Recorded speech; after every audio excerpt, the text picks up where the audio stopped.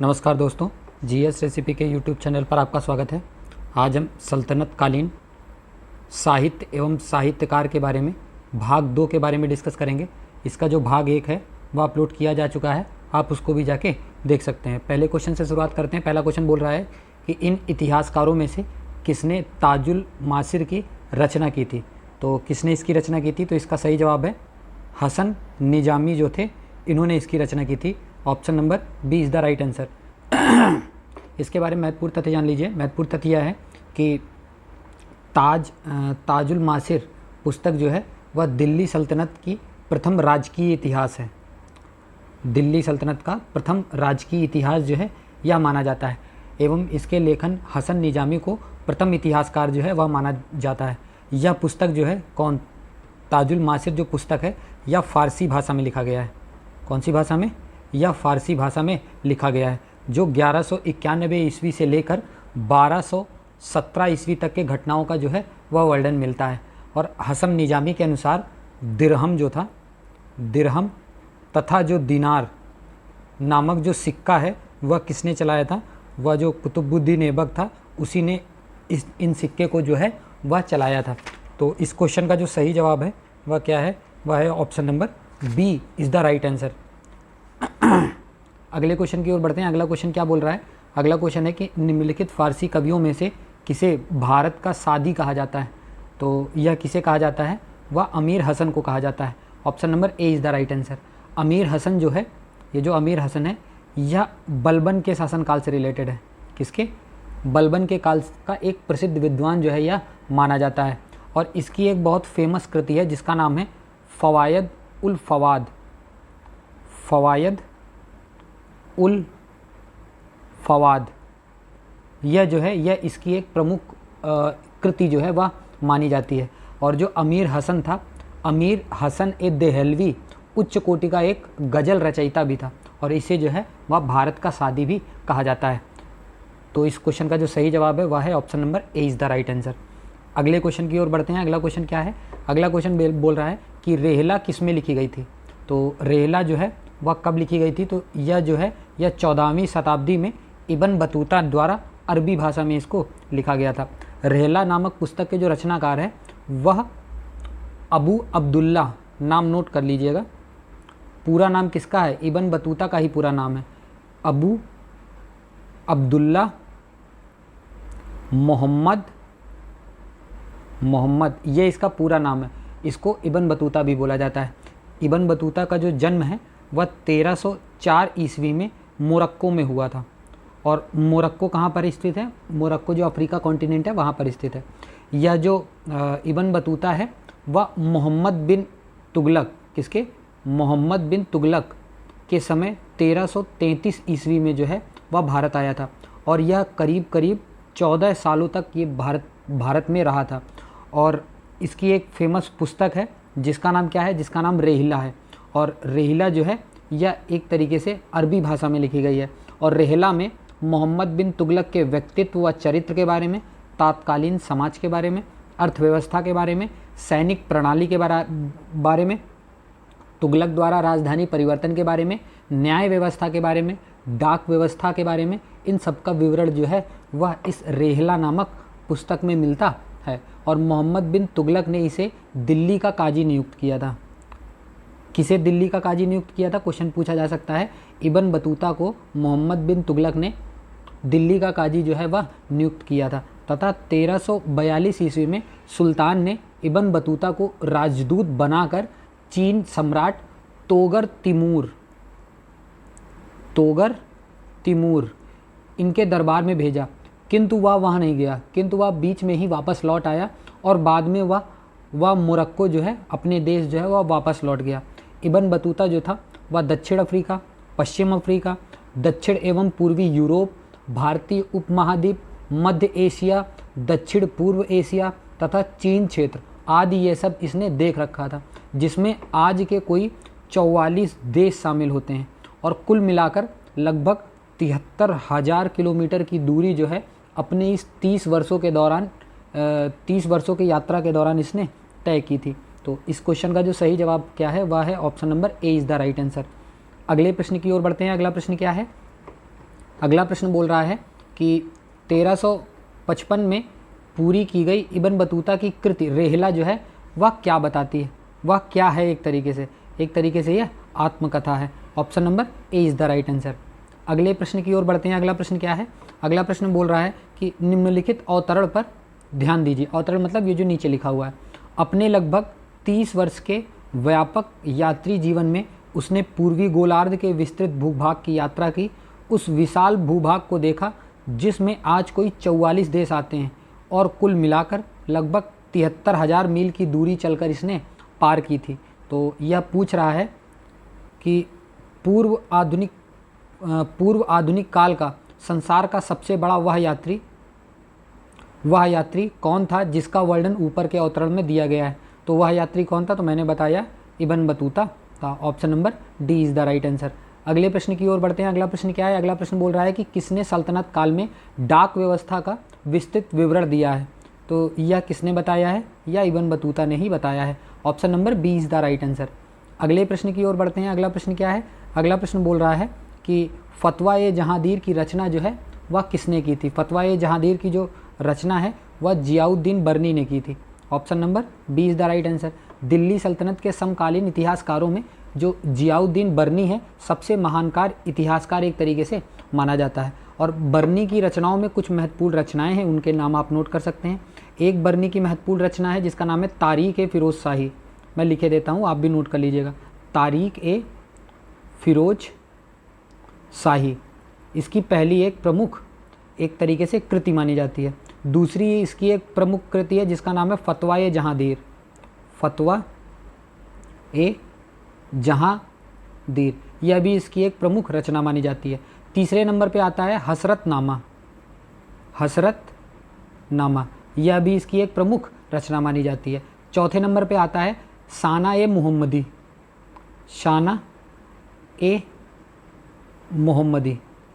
यह भी इसकी एक प्रमुख रचना जो है यह मानी जाती है। और ये जो फतवा-ए-जहांगीर जो दूसरे नंबर की किताब है, यह जो किताब है यह राजनीति दर्शन के बारे में बताता है। किसके बारे में? राजनीति दर्शन के बारे में जो है यह हमें बताता है। इस ग्रंथ में आदर्श मुसलमान शासकों के गुणों के बारे में उल्लेख किया गया है। और जो ये तारीख-ए-फिरोज शाही है, पहले नंबर पे जो है तारीख-ए-फिरोज शाही पुस्तक, जहाँ से मिनहाज उस सिराज की पुस्तक तबकात-ए-नासरी समाप्त होती है, वहीं से अपने इतिहास को लिखा है। और इस पुस्तक में 1266 से लेके 1357 ईस्वी तक, मतलब फिरोज शाह के शासन के 6वें वर्ष तक दिल्ली के सुल्तानों के इतिहास के बारे में बताया गया है। इस पुस्तक की जो रचना है वह बर्नी ने भटनेर जेल में की थी। यह भी पूछा जा सकता है, कौन सी जेल में? भटनेर जेल में बैठकर इसने इसकी रचना की थी। और बर्नी के अनुसार दिल्ली सल्तनत एक नगरीय शासन व्यवस्था थी जिसे एक विशाल खेतीहर समाज का शोषण सहारा देता था। और बर्नी ने ही दिल्ली के सुल्तानों के अधीन भारत के शासन को वास्तव में इस्लामी नहीं माना, क्योंकि अधिकांश आबादी जो थी वह गैर मुस्लिम का अनुसरण करती थी। और शम्स-ए-सिराज अफीक की पुस्तक का नाम भी तारीख-ए-फिरोज शाही माना जाता है। तो इस क्वेश्चन का जो सही जवाब था वह क्या था? वह था option number B is the right answer. अगले प्रश्न की ओर बढ़ते हैं। अगला प्रश्न क्या बोल रहा है? अगला प्रश्न है कि निम्नलिखित में से किस पुस्तक में आदर्श मुसलमान शासक के गुणों का जो है वह उल्लेख मिलता है? तो यह किस पुस्तक में मिलता है? यह जो है यह मिलता है फतवा-ए-जहांगीर में। Option number C is the right answer. Option number C is the right answer. अगले प्रश्न की ओर बढ़ते हैं। अगला प्रश्न क्या है? अगला प्रश्न बोल रहा है कि निम्नलिखित कृतियाँ जियाउद्दीन बर्नी के द्वारा लिखी गई थी। कौन सी कृतियाँ जियाउद्दीन बर्नी के द्वारा लिखी गई थी? तो तारीख-ए-फिरोज शाही भी लिखी गई थी और फतवा-ए-जहांगीर भी इसके द्वारा लिखी गई थी। तो ऑप्शन नंबर सी जो है इसका सही जवाब हो जाएगा। अगले प्रश्न की ओर बढ़ते हैं। अगला प्रश्न क्या है? अगला प्रश्न बोल रहा है कि इतिहासकार बर्नी ने दिल्ली के सुल्तानों के अधीन भारत के शासन को वास्तव में इस्लामी नहीं माना। क्यों नहीं माना था उसने? क्योंकि अधिकतर आबादी जो थी वो इस्लाम का अनुसरण नहीं करती थी। Option number A is the right answer. अगले प्रश्न की ओर बढ़ते हैं। अगला प्रश्न क्या है? अगला प्रश्न बोल रहा है कि निम्नलिखित में से तारीख-ए-फिरोज शाही के रचनाकार जो है वह किसको माना जाता है? तो तारीख-ए-फिरोज शाही के जो रचनाकार है वह दो लोगों को माना जाता है। मैंने बताया था, एक जियाउद्दीन बर्नी को तो माना ही जाता है और शम्स-ए-सिराज अफीफ को भी माना जाता है। तो इस क्वेश्चन का दो जवाब होंगे, ऑप्शन नंबर ए और option number B, both are the right answer. अगले प्रश्न की ओर बढ़ते हैं। अगला प्रश्न क्या है? अगला प्रश्न बोल रहा है कि सूची दे रखा है और सूची को आपको मिलान करना है। तो एक तरफ दे रखा है रचनाओं के बारे में और दूसरी तरफ दे रखा है उनके लेखक के बारे में। तो देख लेते हैं। तारीख़ हिंद जो है वह किसके द्वारा लिखी गई है? वह अल-बरूनी के द्वारा लिखी गई है। तो ए का हो जाएगा 3। तारीख़ दिल्ली जो है वह किसके द्वारा? या खुसरो के द्वारा लिखी गई है। तो बी का हो जाएगा 4। और रेहला जो है वह इब्न बतूता के द्वारा लिखी गई है। तो सी का हो जाएगा 1। और तबकाते नासरी जो है वो मिनहाज के द्वारा लिखी गई है। तो डी का हो जाएगा 2। तो इसका जो सही जवाब हो जाएगा 34/12 जिसमें है वही सही जवाब हो जाएगा। तो सही ऑप्शन है option number C is the right answer. अगले प्रश्न की ओर बढ़ते हैं। अगला प्रश्न क्या है? अगला प्रश्न बोल रहा है कि निम्नलिखित ग्रंथों पर विचार कीजिए और उनको काल क्रमानुसार व्यवस्थित कीजिए। तो फतवा ए जहांगीर जो है यह किसके द्वारा लिखी गई थी? या बर्नी के द्वारा लिखी गई थी? किसके द्वारा? बर्नी के द्वारा लिखी गई थी। पृथ्वीराज रासो जो है यह चंद बरदाई के द्वारा लिखी गई थी? चंद बरदाई के द्वारा लिखी गई थी। जो किताबुल हिंद है या मिनहाज उस सिराज के द्वारा लिखी गई थी? मिनहाज उल सिराज के द्वारा लिखी गई थी। और तबकात नासरी जो है या अल-बरूनी के द्वारा लिखी गई थी? अल-बरूनी। तो पहले नंबर पे आ जाएगा किताबुल हिंद, दूसरे नंबर पे आ जाएगा पृथ्वीराज रासो, तीसरे नंबर पे आ जाएगा तबकात नासरी और चौथे नंबर पे आ जाएगा फतवा ए जहांगीर। तो इसका सही जवाब क्या हो जाएगा? इसका सही जवाब हो जाएगा ऑप्शन नंबर डी जो है इसका सही आंसर है। अगले प्रश्न की ओर बढ़ते हैं। अगला प्रश्न क्या है? अगला प्रश्न बोल रहा है कि इनमें से कौन सा सही सुमेलित नहीं है। तो बदायून से रिलेटेड क्या है? मुक्ताब उल तवारीख सही है। अल-बरूनी जो है किताबुल हिंद का लेखक है, सही है। जयानक के लेखक पृथ्वीराज विजय हैं, ये भी सही बात है। तो सही बात कौन सी है? फवायद उल फुआद जो है यह जो है अमीर खुसरो के द्वारा लिखी गई नहीं है। तो इस क्वेश्चन का जो सही जवाब हो जाएगा वह क्या हो जाएगा? वह हो जाएगा option number D is the right answer. अगले प्रश्न की ओर बढ़ते हैं। अगला प्रश्न फिर से लिस्ट दे रखा है, एक तरफ लिस्ट 1 दूसरी तरफ लिस्ट 2, आपको मिलान करना है। फुतू उस सला 3 जो है किसके द्वारा लिखी गई? या इसामी के द्वारा लिखी गई? तो ए का हो जाएगा 2। फिर फुतूहात फिरोज शाही किसके द्वारा लिखा गया? फिरोज शाह तुगलक के द्वारा। तो ये हो जाएगा बी का हो जाएगा 1। फिर तारीख़ फिरोज शाही जो है वह बर्नी के द्वारा लिखी गई थी, सी का हो जाएगा 4। और खजाइन उल फुतू जो अमीर खुसरो के द्वारा लिखी गई, तो डी का हो जाएगा 3। तो 21 और 43 जिसमें है वही सही जवाब है। तो ऑप्शन नंबर ए जो है इसका सही आंसर है। Option number A is the right answer. अगले प्रश्न की ओर बढ़ते हैं। अगला प्रश्न क्या है? अगला प्रश्न बोल रहा है कि निम्नलिखित में से कौन सा सही सुमेलित नहीं है, इसमें कौन सा नहीं है वो बताना है आपको। बाकी तबकात नासरी मिनहाज उस सिराज जस जानी की है, सही बात है। तारीख़ फिरोज शाही सम से सिराज अफीफ की है, सही बात है। हुमायूं नामा गुलबदन बेगम द्वारा लिखी गई है, ये भी सही बात है। तुगलक नामा जो है इब्न बतूता द्वारा लिखी गई है, नहीं। तुगलक नामा जो है वह इब्न बतूता के द्वारा नहीं, इब्न बतूता के द्वारा रेहिला लिखी गई थी, याद है आपको? रेहिला लिखी गई थी। और तुगलक नामा जो है यह अमीर खुसरो के द्वारा लिखी गई थी। किसके द्वारा? यह अमीर खुसरो के द्वारा लिखी गई थी। बहुत इंपॉर्टेंट पुस्तक है अमीर खुसरो की। तो इस प्रश्न का जो सही जवाब है वह है option number C is the right answer. अगले प्रश्न की ओर बढ़ते हैं। अगला प्रश्न बोल रहा है लिस्ट 1 लिस्ट 2 दे रखा है, एक तरफ रचना और दूसरी तरफ लेखक, आपको मिलान करना है। तो तबकाते अकबरी जो है किसकी रचना है? यह जो है यह निजामुद्दीन की रचना है, तो ए का हो जाएगा 3। ओके। और तबकाते नासरी जो है यह मिनहाजुद्दीन बिन सिराजुद्दीन की रचना है, तो बी का हो जाएगा 2। फिर तारीख़ फिरोज शाही जो है काफ़ी इंपॉर्टेंट है, जियाउद्दीन बर्नी की है, तो सी का हो जाएगा 4। और तारीख़ यामिनी जो है वह अल उतबी की है, तो डी का हो जाएगा 1। तो 32-41 जिसमें है वही सही जवाब है। तो सही जवाब है ऑप्शन नंबर ए जो है इसका राइट आंसर है। तो option number A is the right answer. अगले प्रश्न की ओर बढ़ते हैं। अगला प्रश्न फिर से लिस्ट 1 लिस्ट 2 दे रखा है, आपको मिलान करना है। तो ताजुल मासिर जो है वह हसन निजामी से रिलेटेड है, ए का 2। खजाइन उल फुतू जो है वह अमीर खुसरो से रिलेटेड है, तो बी का हो जाएगा 3।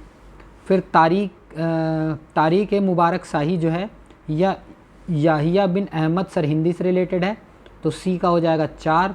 और फतवा ए जहांगीर जियाउद्दीन बर्नी की है, तो डी का हो जाएगा 1।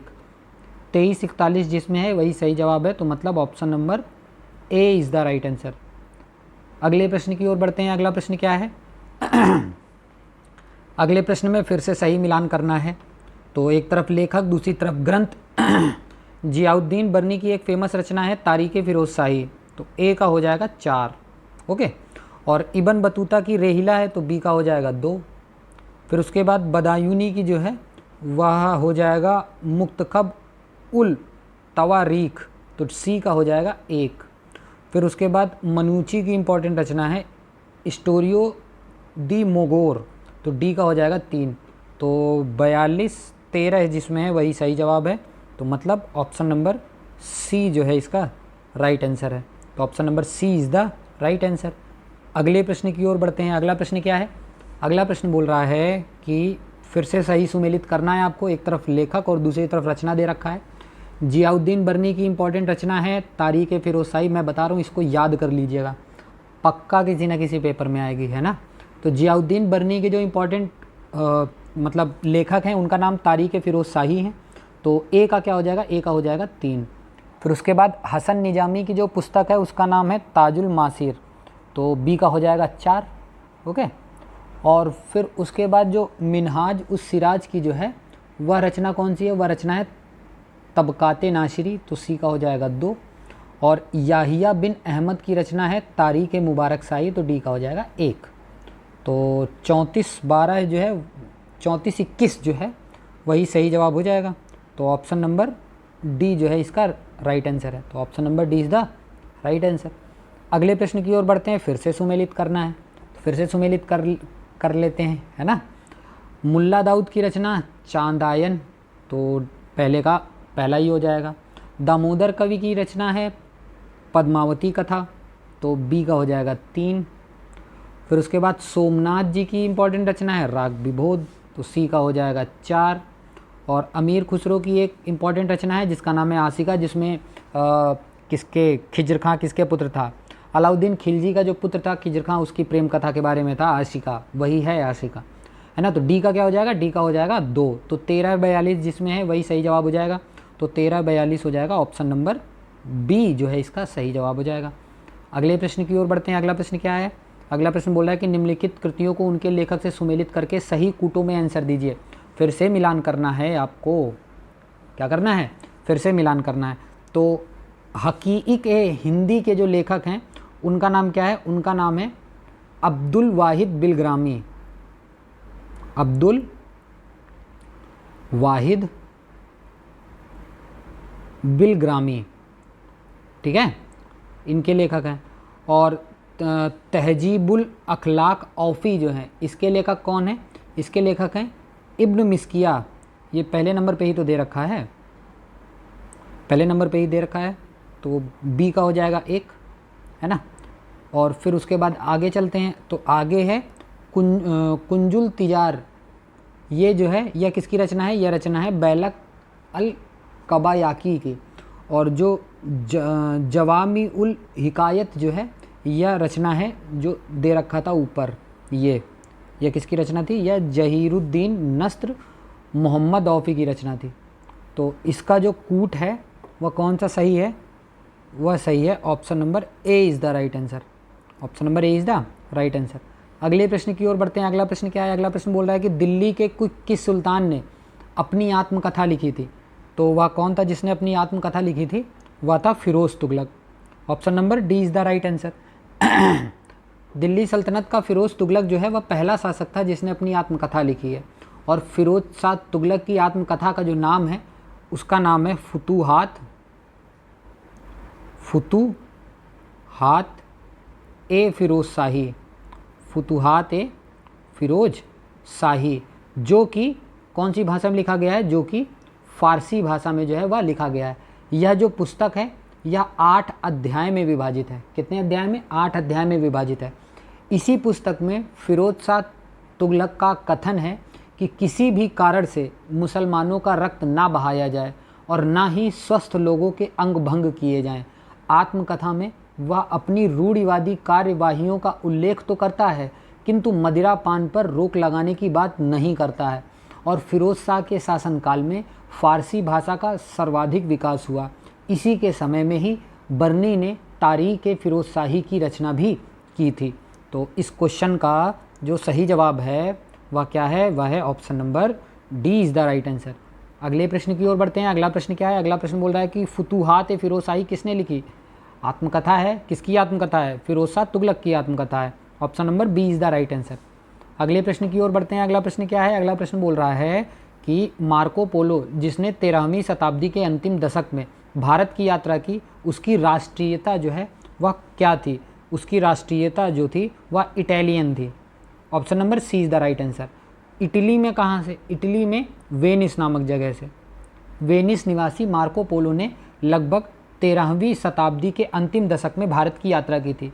उसने अपने यात्रा के विवरण में मंगोलियाई शासक जिनका नाम था कुबलई खान, जिनका क्या नाम था, जिनका नाम था कुबलई खान, कुबलाइन खान का भी वर्णन इसने अपने पुस्तक में किया है। वह दक्षिण भारत के समुद्र तट पर उतरा था जो उस समय मसाला व्यापार के लिए, कौन से व्यापार के लिए, मसाला व्यापार के लिए प्रसिद्ध एक तरीके से माना जाता है। तो इस क्वेश्चन का जो सही जवाब था वह क्या था, वह था option number C is the right answer. अगले प्रश्न की ओर बढ़ते हैं। अगला प्रश्न क्या है, अगला प्रश्न बोल रहा है कि 12 मासा की जो है वह रचना किसने की थी। इसकी रचना जो की थी वह मलिक मोहम्मद जैसी ने करी थी। Option number C is the right answer. और मलिक मोहम्मद जैसी जी ने एक और रचना बहुत इंपॉर्टेंट की थी जिसका नाम है पद्मावत, जो कि काफ़ी फेमस पुस्तक है, ये पूछा जाता है ना। और इस पद्मावत में रानी पद्मावती के विरह वियोग का वर्णन जो है वह 12 मासा के रूप में किया गया है। तो इस क्वेश्चन का जो सही जवाब है वह है option number C is the right answer. अगले प्रश्न की ओर बढ़ते हैं। अगला प्रश्न क्या है, अगला प्रश्न है कि मध्यकाल में उत्तर प्रदेश के किस जनपद को शिक्षा का केंद्र होने के कारण सिराज ए हिंद जो है वह कहा जाता था। किसको कहा जाता था, वह जौनपुर को कहा जाता था। Option number C is the right answer. मध्यकाल में जौनपुर जो है वह शिक्षा का एक प्रसिद्ध केंद्र होने के कारण उसे सिराज ए हिंद जो है वह कहा जाता था। और शेरशाह सूरी एवं मलिक मोहम्मद जैसी ने जौनपुर में ही शिक्षा प्राप्त की थी। और बीबी राजी बेगम का मदरसा जो है वह जौनपुर की प्रसिद्ध शिक्षण संस्था थी, जिसका निर्माण जो है वह सरकी शासक महमूद शाह की पत्नी बीबी राजी ने किया था। तो इस क्वेश्चन का जो सही जवाब है वह है option number C is the right answer. अगले प्रश्न की ओर बढ़ते हैं। अगला प्रश्न क्या है, अगला प्रश्न बोल रहा है कि निम्नलिखित में से कौन सा ग्रंथ कुंभा की रचना नहीं है। तो आपको पता है जो महाराणा कुंभा थे वह एक बहुत बड़े विद्वान भी थे, तो उनकी कौन सी रचना नहीं है, तो कला निधि जो है वह इनकी रचना नहीं है। Option number D is the right answer. Rasik Priya भी कुंभा जी की रचना है, सुधा प्रबंध भी कुंभा जी की रचना है, और नृत्य रत्नकोश भी कुंभा जी की रचना है। ठीक है। और कुंभा जी के बारे में महाराणा कुंभा या महाराणा कुंभकर्ण भी इनको कहा जाता है। इन्होंने सन 1433 से लेके 1468 तक, यह जो है 1433 लिख लीजिएगा, 1433 से 1468 तक यह मेवाड़ के राजा थे। कहाँ के, यह जो है यह मेवाड़ के राजा थे। और महाराणा कुंभा जो है राजस्थान के शासकों में सर्वश्रेष्ठ माने जाते हैं। उनकी विजयों का गुणगान करता विश्वविख्यात विजय स्तंभ जो है, कौन सा स्तंभ, विजय स्तंभ भारत की अमूल्य धरोहर माना जाता है। और संगीत राज, रसिक प्रिया, सुधा प्रबंध, नृत्य रत्नकोश और कामराज रतिसार नामक रचनाओं का जो श्रेय है वो महाराणा कुंभा को ही प्राप्त है। जबकि जो कला निधि जो लास्ट वाला दे रखा है, इसके जो लेखक हैं, इनके लेखक का नाम है कल्लीनाथ आर्य। कल्लीनाथ आर्य जो है वह कला निधि के लेखक हैं। तो इस क्वेश्चन का जो सही जवाब है वह क्या है, वह है option number D is the right answer. अगले प्रश्न की ओर बढ़ते हैं। अगला प्रश्न क्या है, अगला प्रश्न बोल रहा है कि योग कलंदर नामक पुस्तक के रचयिता जो हैं वह कौन है। तो इस पुस्तक के जो रचयिता हैं वह हैं सैयद मुर्तज़ा।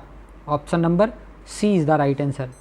अगले प्रश्न की ओर बढ़ते हैं। अगला प्रश्न क्या है, अगला प्रश्न बोल रहा है कि महाभारत का तेलुगु संस्करण किसने लिखा था। तो महाभारत का जो तेलुगु संस्करण है वह नन्नय ने लिखा था। Option number B is the right answer. Mahabharat का तेलुगु संस्करण नन्नय ने लिखा था, जबकि अन्य सभी जो विद्वान हैं वह संगम काल के कवि एवं लेखक हैं। अगले प्रश्न की ओर बढ़ते हैं। अगला प्रश्न क्या है, अगला प्रश्न, इस क्वेश्चन का सही जवाब क्या था, वह था option number B is the right answer. अगले प्रश्न की ओर बढ़ते हैं। अगला प्रश्न है कि संस्कृत स्रोतों से संग्रहित तिब्ब ए सिकंदरी का जो है विषय क्या था। इसका जो विषय था वह आयुर्विज्ञान था। Option number B is the right answer. अगले प्रश्न की ओर बढ़ते हैं। अगला प्रश्न क्या है, अगला प्रश्न बोल रहा है कि निम्नांकित में से किसने रामायण का बांग्ला रूपांतरण जो है वह किया था। किसने किया था? वह कृत्तिवास ने किया था। Option number B is the right answer. अगले प्रश्न की ओर बढ़ते हैं। अगला प्रश्न क्या है? अगला प्रश्न बोल रहा है कि 16वीं शताब्दी की संस्कृत रचना ब्रज भक्ति विलास जो उत्तर भारत के ब्रज क्षेत्र पर केंद्रित है, इसके लेखक जो है वह किसको माना जाता है? इसके लेखक जो है वह नारायण भट्ट जी को माना जाता है। Option number B is the right answer. और आज के अंतिम प्रश्न की ओर बढ़ते हैं। अंतिम प्रश्न क्या है? अंतिम प्रश्न बोल रहा है कि निम्नलिखित हिंदी रचनाओं में से कौन सी पहले लिखी गई थी? तो जो सबसे पहले लिखी गई थी वह रचना कौन सी थी? वह रचना थी Mrigavati. Option number D is the right answer. अब सब इन चारों रचनाओं के बारे में भी आप नोट डाउन कर सकते हैं। जो इंद्रावती है यह 1744 में लिखी गई थी और इसके जो लेखक कौन है? इसके लेखक हैं नूर मोहम्मद। कौन है? इसके लेखक हैं नूर मोहम्मद। फिर दूसरा जो पद्मावत है यह 1540 ईस्वी में लिखी गई थी और इसके जो लेखक हैं वो मलिक मोहम्मद जैसी जी हैं। फिर मधुमालती जो है यह 1545 ईस्वी में लिखी गई थी और इसके जो लेखक हैं वह मंझन हैं। इसके लेखक मंझन को माना जाता है। और जो मृगावती है यह 1503 ईस्वी में लिखी गई थी और इसके जो लेखक हैं उनका नाम है कुतुबन। उनका नाम क्या है? उनका नाम है कुतुबन। तो इस क्वेश्चन का जो सही जवाब था वह क्या था? वह था option number D is the right answer. और इस वीडियो की अगर आपको PDF चाहिए तो आप डिस्क्रिप्शन में दिए गए टेलीग्राम पर लिंक पर जाकर आप ज्वाइन कर सकते हैं और वहाँ से फ्री ऑफ कॉस्ट जो है इसकी PDF को डाउनलोड कर सकते हैं। और कोई भी सजेशन हो तो आप कमेंट सेक्शन में लिख के बता सकते हैं। और प्लीज़ चैनल को सब्सक्राइब करिए और वीडियो को लाइक करिए। धन्यवाद।